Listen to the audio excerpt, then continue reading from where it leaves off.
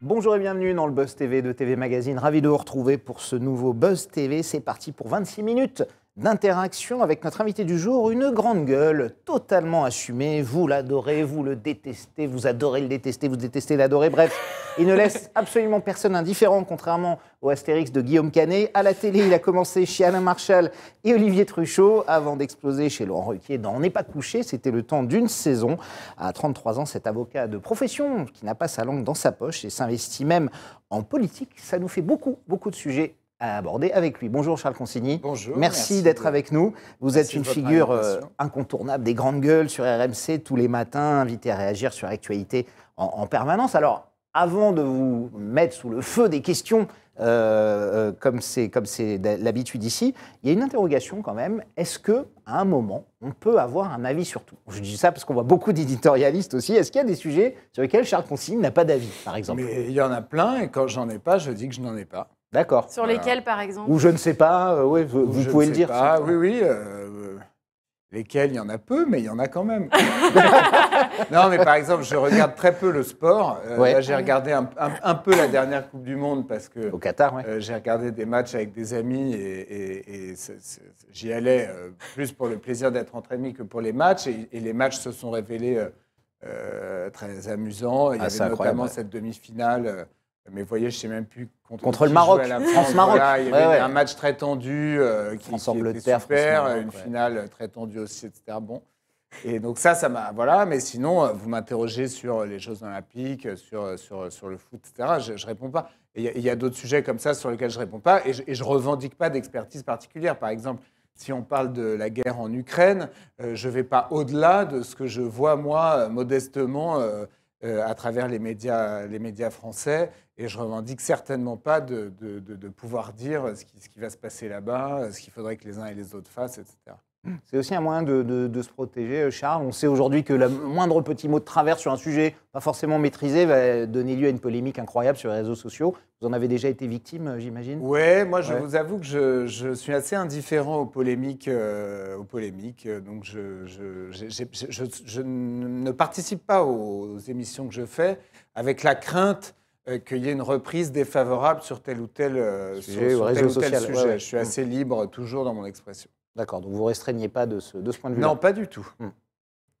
Sarah, c'est bientôt l'heure des news médias. On va évidemment poursuivre cet entretien avec Charles Consigny. Ce sera après les news médias. Signé Sarah Lecoeuvre.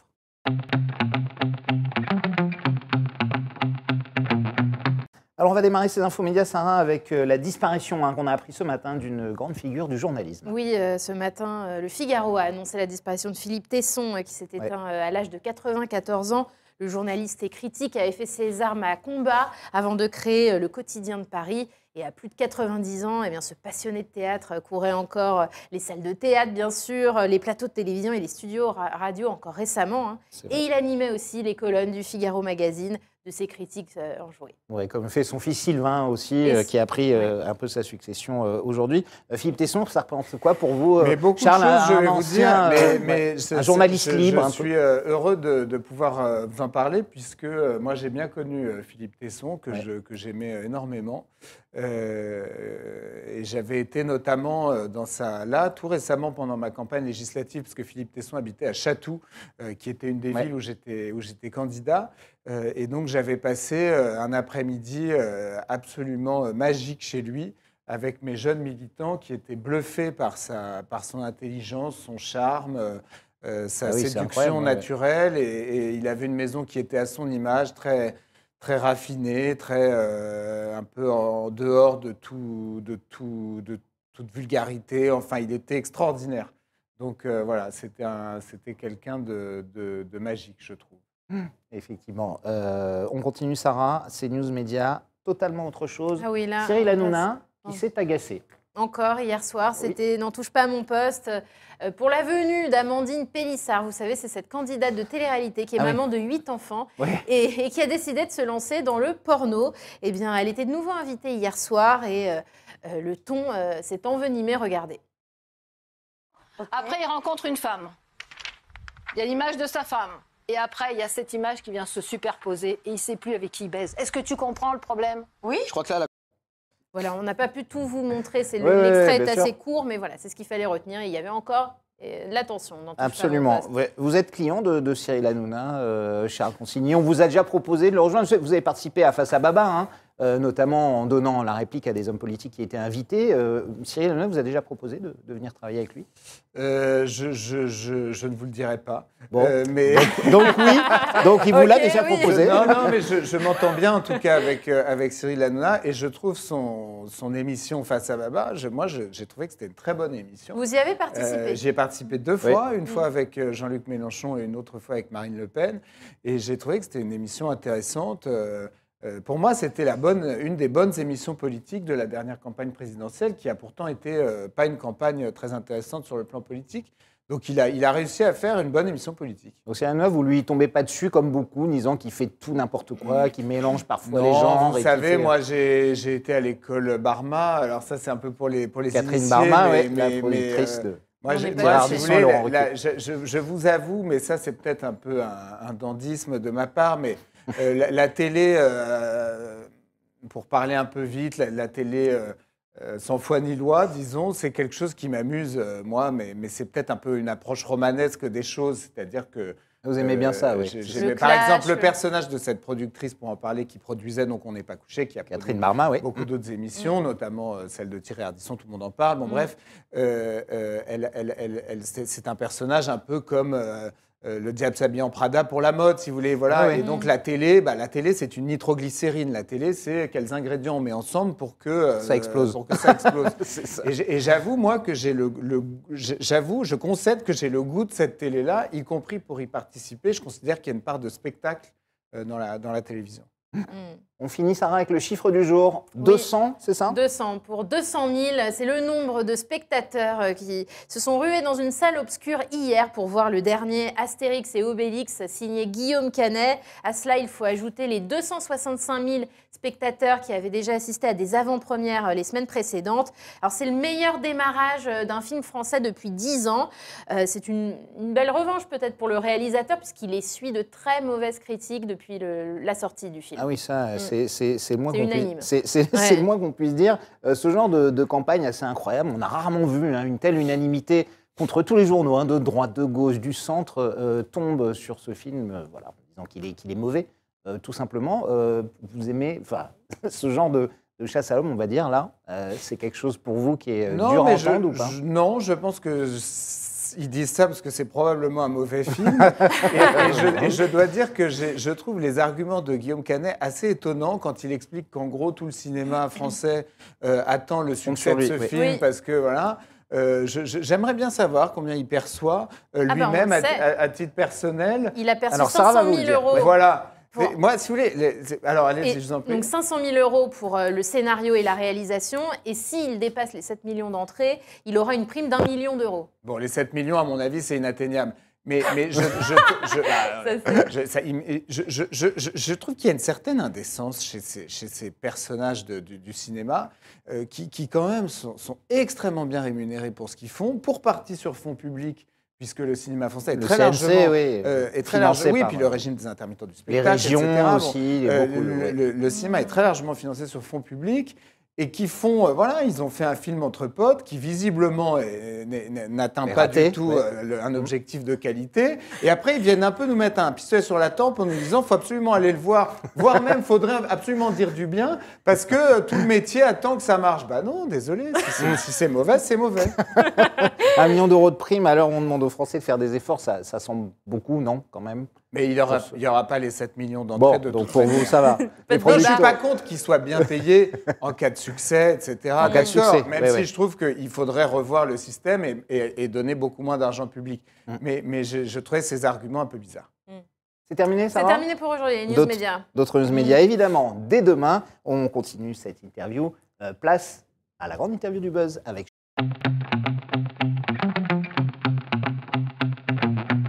Charles Consigne, je l'ai dit, vous faites partie des grandes gueules de RMC. Tous les matins, c'est à 10h, c'est ça, c'est 10h midi sur RMC, avec Alain Marchal et Olivier Truchot. Je voulais savoir déjà à quelle fréquence vous veniez, comment les passages sont déterminés, comment ça se passe entre vous? Vous êtes une petite douzaine à tourner, je crois, à peu près? Alors c'est ça, on est une 10 ou 15, je dirais, chroniqueurs à tourner. Moi, j'y vais une fois par semaine.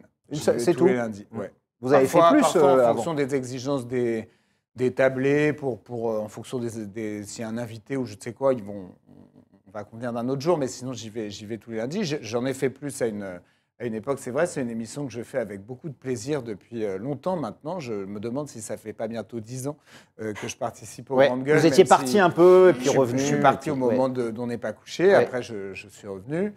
Après le confinement, parce que j'étais intervenu par téléphone dans l'émission au moment du confinement, je n'ai pas mâché mes mots, notamment sur les uns et les autres qui avaient déploré la venue des Parisiens en province pour le confinement. J'avais dit un peu vulgairement, j'avais dit je les emmerde.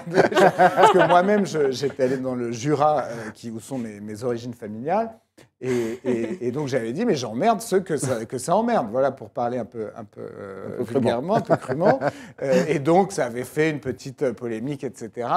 Et donc on s'était dit aux Grandes Gueules, peut-être que ce serait amusant que je revienne. Et c'est pour ça que j'ai recommencé à participer à cette émission que j'adore, qui est une émission de liberté totale. Ça, c'est vrai. Voilà, c'est vraiment un plaisir de venir participer quand on sait qu'il n'y aura aucune langue de bois nulle part. Des intervenants très différents les uns des autres, très différents socialement, très différents politiquement, qui ont aussi des différences d'âge. C'est des tablés très variés. Et ça permet, je trouve, des débats qui sont toujours intéressants et qui sont toujours passionnés parce que sincères. Charles Consigné, on a envie de vous faire réagir sur l'actualité, qui est marquée évidemment par la réforme des retraites. 2 nouvelles journées de mobilisation ont été annoncées par les syndicats la semaine prochaine. 1 200 000 Français étaient dans la rue mardi. Est-ce que pour vous, c'est un mouvement de grande ampleur? Oui, je pense que c'est une contestation très sérieuse de la politique du gouvernement. À mon avis, la contestation la plus sérieuse depuis la crise des Gilets jaunes. Et voilà, après, je crois que moi, vous savez, je ne porte pas spécialement le macronisme dans mon cœur. Et donc, je pense que, comme d'habitude, ils vont être complètement sourds à la revendication populaire. Et je ne les crois pas sincèrement désireux d'agir selon la volonté du peuple. Je pense qu'Emmanuel Macron veut absolument faire cette réforme parce qu'il a dit qu'il la ferait, parce qu'il n'en a pas d'autres en magasin, même si moi, de toute façon, je n'ai rien contre, a priori, cette réforme. Si vous aviez été député, vous l'aurez voté. J'aurais voté cette réforme, oui, si j'avais été, je l'aurais voté. Parce que qu'on reproche à certains LR de ne pas suivre forcément certains sont sur une ligne, les macronistes. Non, mais c'est leur choix. Certains sont sur une ligne d'une droite qu'ils disent populaire, d'autres sociale, qui, à mon sens, est une droite qui se laisse en réalité contaminée par les idées de la gauche. Moi, ça n'est pas la droite que j'aime. Moi, j'aime la droite quand elle est très claire sur ses positions. Et donc, j'aurais voté cette réforme. Je pense qu'on a en France un problème avec le travail. Vous avez vu que récemment, la Poste a renoncé à faire sa seule et unique mission, qui est de livrer du courrier dans un délai raisonnable, puisqu'elle a supprimé le timbre rouge, qui, moi, par exemple, comme avocat, m'était très utile, notamment pour écrire, par exemple, aux personnes détenues, puisqu'on n'a pas beaucoup d'autres moyens, on n'en a pas d'autres à part venir les voir au parloir, que de communication que de leur écrire. Et quand on a quelque chose d'urgent, on était content d'avoir un service public qui fonctionne avec la Poste. Même ça, ils ont renoncé parce que j'imagine... Ils ont expliqué d'ailleurs que ça mobilisait trop de camions, que c'était trop compliqué. Donc leur seul et unique métier, c'est comme si les taxiers arrêtaient de travailler en disant, vous comprenez, ça mobilise trop de voitures, on peut pas continuer. Oui, c'est un petit peu ça. Donc je trouve qu'on a en France une espèce de glissement vers un comportement de pays de 15e zone parce qu'on n'arrive plus à travailler et on a perdu le goût du travail. J'ai vu que le gouvernement allait expérimenter dans un URSSAF du Nord, en Picardie, la semaine de 4 jours.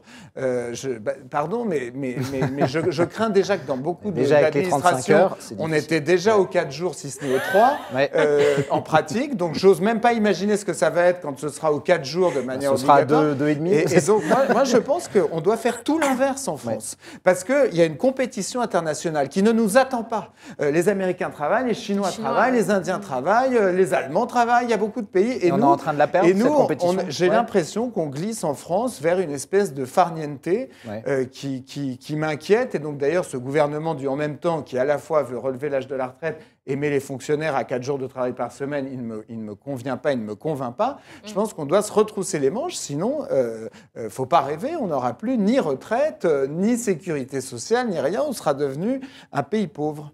Alors effectivement, il y a des protestations dans la rue, on l'a vu. Un petit peu moins du côté de la presse et des journalistes. La presse, c'est d'une servilité extraordinaire avec le président de la République. C'est ce que vous avez déclaré, Charles Consigny, il y a une dizaine de jours à propos. On a reçu Thomas Huck sur ce plateau il y a 4 jours qui vous a répondu.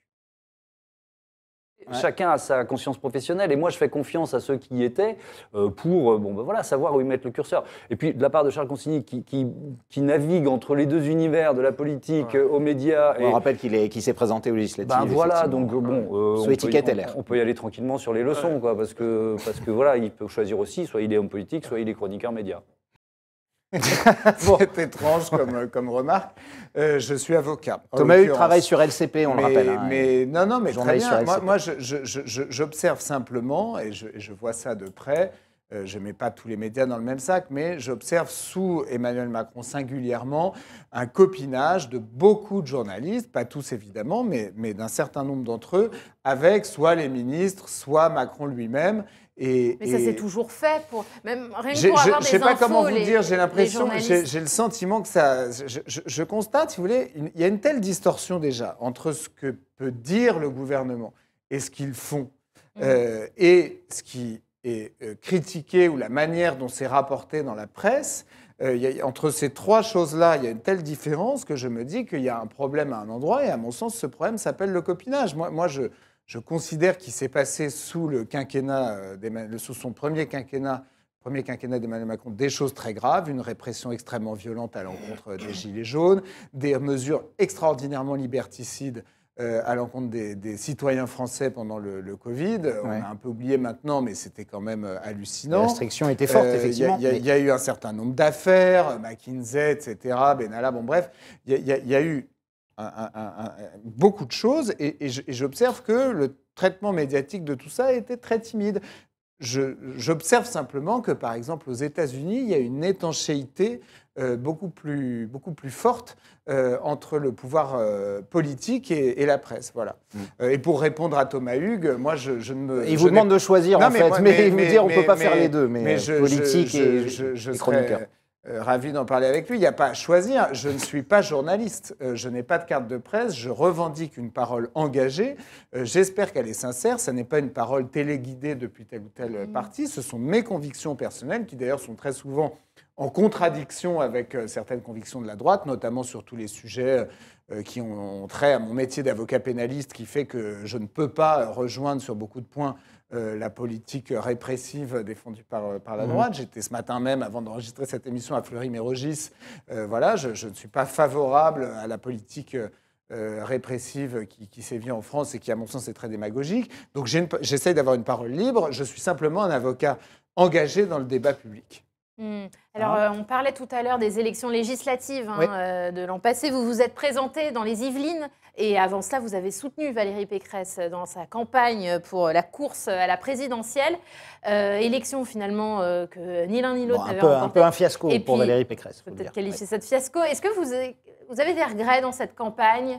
Qu'est-ce qui n'a pas fonctionné selon vous? Alors d'abord, il ne faut pas oublier que Anne Hidalgo, elle a fait 1,5%. On est d'accord. Le score de Valérie Pécresse a dissimulé celui d'Anne Hidalgo, qui était la candidate du grand parti de gauche, comme Valérie Pécresse était la candidate du grand parti de droite. Moi, je pense que ce qui n'a pas fonctionné, franchement, d'abord, je pense que Valérie Pécresse elle-même, qui est quelqu'un qui va très vite, c'est une femme très intelligente, extrêmement rapide, elle avait le pied sur l'accélérateur dans cette campagne. Et moi, je pense que par moments, si on sent que la machine se grippe, il faut arriver aussi à décélérer, à prendre un peu de recul. Et je crois qu'elle était prise dans la machine des Républicains, de la campagne, où il y avait beaucoup de monde, où tout à coup, ils avaient eu l'espoir que ça fonctionne. Elle s'en est pas rendu compte, tout le monde s'était agglutiné.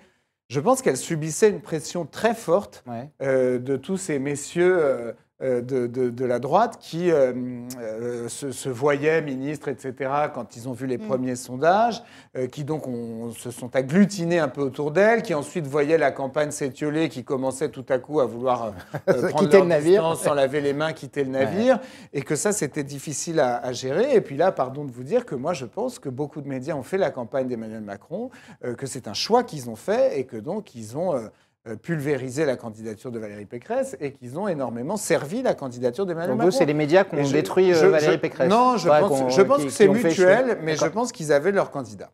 Très honnêtement, les médias en général. Je pense que ça se passe à toutes les élections. Je pense que beaucoup, pas tous, mais je pense qu'à toutes les élections, il y a une majorité de médias par un phénomène de mode, pour différentes raisons, pour d'autres raisons plus inavouables en coulisses, tel et tel, qui veulent favoriser tel et tel candidat. Et donc, je pense qu'ils choisissent leur candidat à chaque élection et que le candidat de cette élection-là, c'était Emmanuel Macron et que donc il y a eu une différence de traitement qui a été très forte. Mais la droite n'est pas exempte, évidemment, de ses responsabilités. Je pense d'ailleurs qu'il y a eu une erreur stratégique. Mais j'en prends toute ma part, j'avais qu'à protester. Moi, je ne me sentais pas forcément légitime à donner mon avis, mais il y a une erreur qui consistait à se dire qu'il y avait un match avec Zemmour et Le Pen. Et moi, je pense que le match, il était avec Emmanuel Macron et que Valérie Pécresse, c'était une alternative à Emmanuel Macron. Ça n'était certainement pas une alternative à Marine Le Pen ou à Éric Zemmour. Et donc, il y a une campagne qui a été toujours plus à droite dans l'objectif de battre ces deux Zemmour têtes de l'extrême droite, alors qu'à mon avis, la campagne, elle aurait dû consister à dire vous aurez, en quelque sorte, encore mieux que Macron, vous aurez quelqu'un qui va vraiment faire les réformes, vous aurez quelqu'un qui vous racontera pas d'histoire et vous aurez une vraie politique. Un mauvais positionnement marketing en quelque sorte. Pas marketing, sur le fond. C'est pas du marketing, c'est sur le fond. On en parlait au début, évidemment, de On n'est pas couché également. Vous êtes allé chez Laurent Ruquier pour une seule et unique saison. Quel souvenir en gardez-vous à ce moment-là? Vous formiez un duo assez improbable avec Christine Angot, on s'en souvient. Quel souvenir vous en avez gardé de Moi, j'en garde quand même. Ça vous a fait connaître aussi du grand public. Oui, j'en garde quand même un bon souvenir. Je remercie toujours Laurent Ruquier de m'avoir fait confiance pour cette émission. Moi, je garde un bon souvenir de cette émission parce que c'était la télé un peu nitroglycérine, comme je vous le disais. C'est-à-dire qu'on avait bien le sentiment chaque jeudi soir d'enregistrer dans la boîte quelque chose qui allait probablement faire du buzz le samedi, le samedi soir. Donc j'en garde un bon souvenir, même si l'entente avec ma camarade Christine Angot, ça n'a échappé à personne, n'était pas formidable. Et je dois dire à mon corps défendant, puisque moi j'étais arrivé plein de bonnes intentions à son égard dans cette émission, et c'est elle qui tout à coup a commencé à considérer que j'étais quelqu'un qu'il fallait... avec qui il fallait se montrer extrêmement désagréable. Bon, pourquoi pas, c'est la vie, si vous voulez. Du coup, vous ne parliez pas, vous échangez pas la semaine pour vous mettre d'équerre pour les invités? Non, mais elle était très compliquée, franchement. Ouais. La relève avec Léa Salamé, comment on va la trouver? On rappelle que l'émission de Laurent Ruquier s'est arrêtée l'année dernière. Comment vous trouvez l'émission de Léa Salamé? C'est autre chose? J'y ai participé, c'est très différent, même si on retrouve un peu... la tension de cette émission du samedi soir au moment de l'enregistrement, il y a un côté un peu showbiz, disons, mais qui, moi, c'est pas du tout péjoratif dans ma bouche. Je trouve que c'est une bonne émission. On a fait j'y ai participé samedi il y a quelques jours où ils ont fait un plateau, n'en déplaise à Thomas Hugues, un plateau d'éditorialistes parmi lesquels je figurais en tant qu'avocat engagé dans la vie publique. Et ayant l'expérience de la politique, ce qui n'est pas inutile pour la commenter d'ailleurs. Et j'ai trouvé ce plateau très réussi parce qu'il y avait vraiment toutes les sensibilités. Il y avait Mathieu Bock-Côté de CNews, Routel Krief de LCI, quelqu'un de BFM, moi, quelqu'un de... il y avait Pablo Pio-Vivien, qui est un journaliste de la revue Regard, qui est une revue plutôt à gauche, voire à l'extrême gauche. Donc il y avait vraiment toutes les sensibilités. C'était une bonne émission. Et j'ai bien aimé aussi d'abord la manière dont Léa Salamé animait ça de manière assez détendue, en donnant beaucoup de place à ses invités et en les laissant un peu se couper la parole, etc. Et j'ai bien aimé les deux humoristes de l'émission, que j'avais pas vraiment entendu jusque-là et que j'ai trouvé assez drôle. Effectivement. Merci Charles Concy, vous restez avec nous. C'est l'heure de notre dernière rubrique pour le meilleur et pour le pire.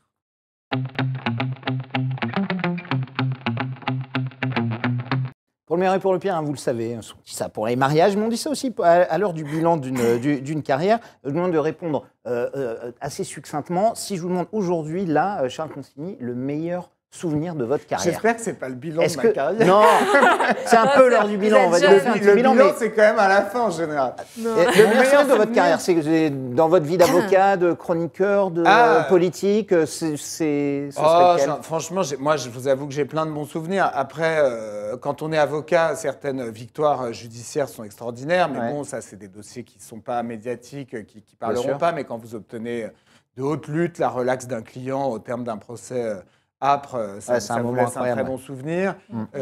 Après, franchement, j'en ai plein des bons souvenirs. Le débat que j'ai fait avec Jean-Luc Mélenchon, par exemple, pendant la présidentielle, j'ai trouvé ça très intéressant parce que Mélenchon est un homme intelligent et bon débatteur. Et donc, c'était pour moi un exercice. J'avais l'impression d'être un tennisman qui joue contre un joueur de bon niveau. Contre Federer. Quoi. Il y avait un côté, puis je voyais qu'à chaque fois, il essayait de me mettre 6-0 et donc je devais remonter au filet. Non, mais il était très dur. Il se tournait, il faisait comme si j'étais plus sur le plateau. Pardon, vous voyez, ça, c'est les aléas du, du direct. Il était pas facile et donc c'était un débat très intéressant.